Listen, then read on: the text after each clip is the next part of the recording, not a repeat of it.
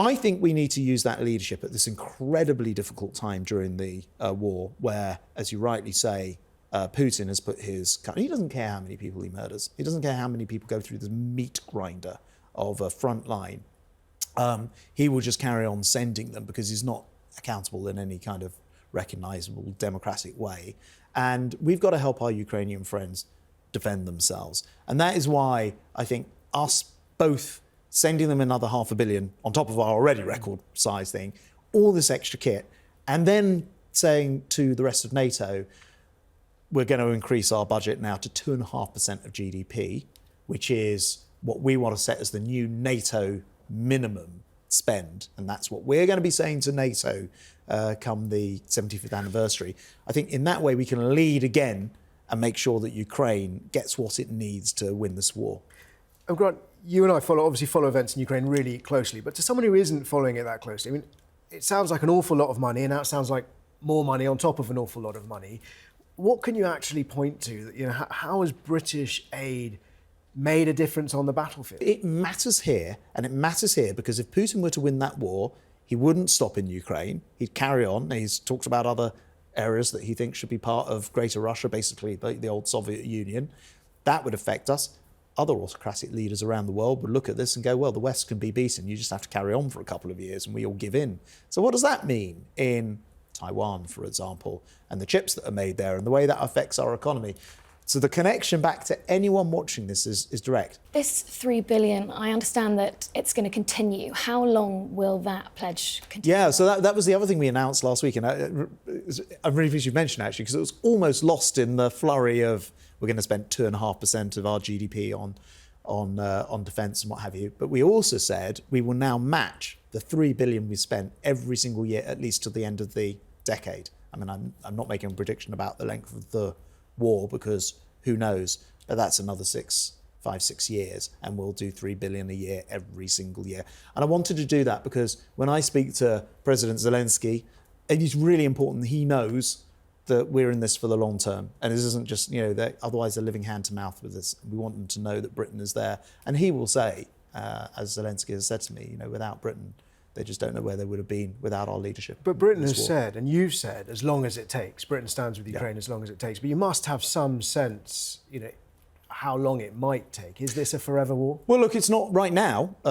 It was frozen on the front line, as you rightly say. Russia has been moving west, not particularly fast, but they've been making gains. That's absolutely sure. It took far too long to get the money through Congress, and frankly, everybody needs to step up. I don't think even if you're a European nation now, but you're not a member of NATO, maybe it's time to think about it, right? Because, you know, as actually has recently happened with Sweden and Finland joining, it's, you know, you can't really be neutral in a world in which an autocrat is prepared to just go and seize neighbours' land. How can you stay neutral in that situation?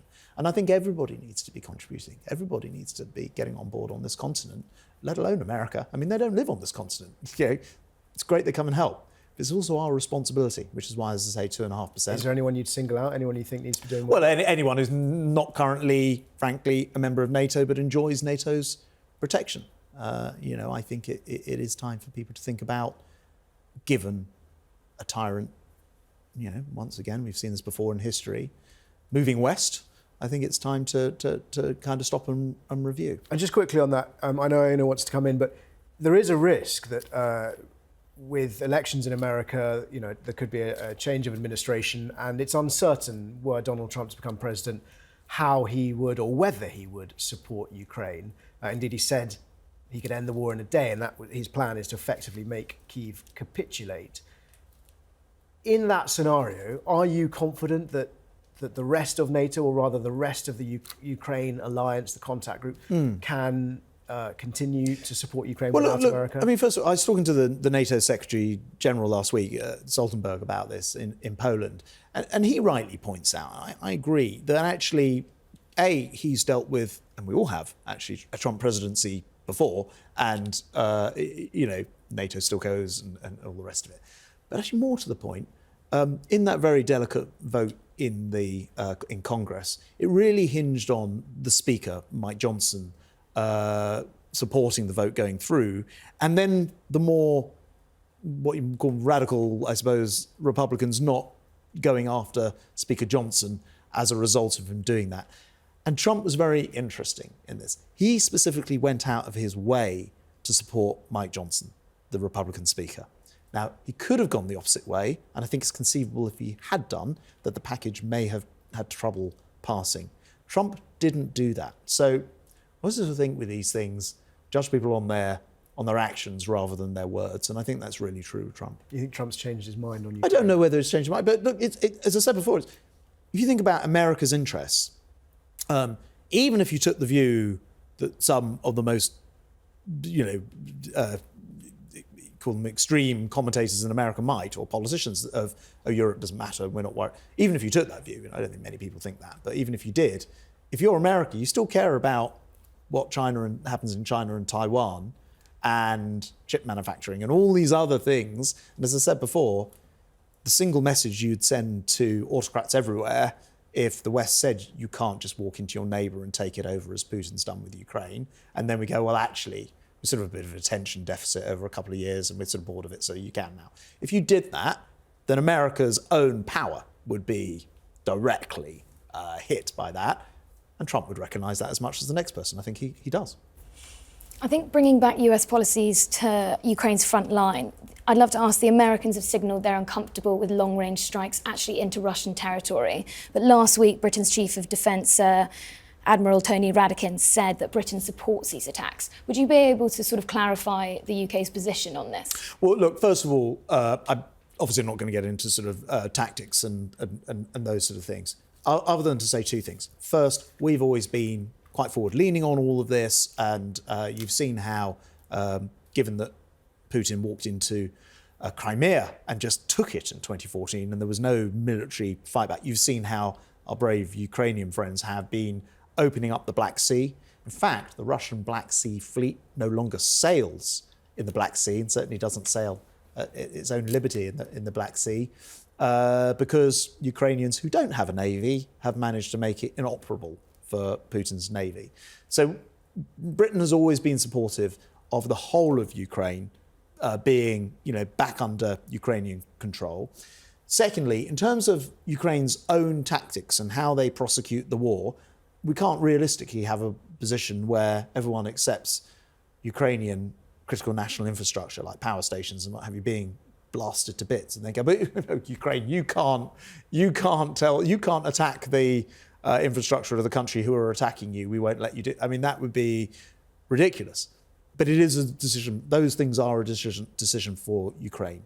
We are not direct combatives in this war, and we will never be, because this is not a NATO country, Ukraine. So they don't come under Article 5 protection, and that will have to be a question for Ukraine themselves. I'd like to ask about Russia's reach into NATO countries, and I want to ask you specifically about GPS jamming. Now, you remember I was lucky or perhaps unlucky enough to be on your Royal Air Force jet. Our famous trip together. Yeah, when we were flying back, and that aircraft was jammed in eastern Poland. We've since at The Sun done an investigation which reveals the extent of this. I mean, thousands of civilian flights are getting jammed almost on a daily basis, and just last week there were 2 Finnair aircraft that turned back on their way to Estonia because of the jamming affecting their navigation systems. That has prompted leaders in the Baltic states to warn of a looming air disaster. I mean, how serious is this, and what's being done? Yeah, well, look, on one level, completely irresponsible to be jamming those GPS signals. And, we were flying, south of Kaliningrad, I think, and we experienced jams for about, 20-25 minutes. Then actually, I'm a pilot myself, and I was chatting to the pilots about it. There was no, by the way, absolutely no drama about it at all. As a pilot, there are many other ways that you can navigate an aircraft, and including talking to air traffic control, but also time-based navigation systems, which are not GPS.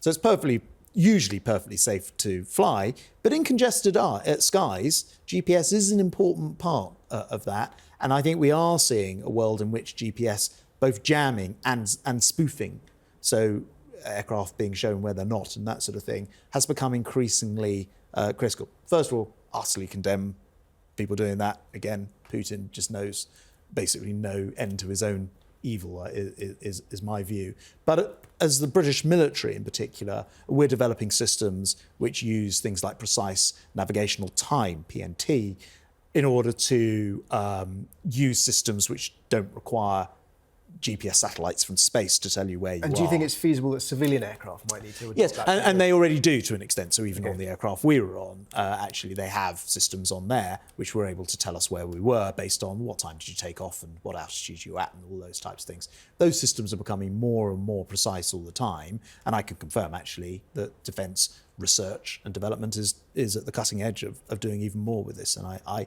imagine that in years to come, probably all aircraft will have many alternative versions of navigation for exactly this reason. But how irresponsible to block GPS knowing that you're blocking civilian airlines?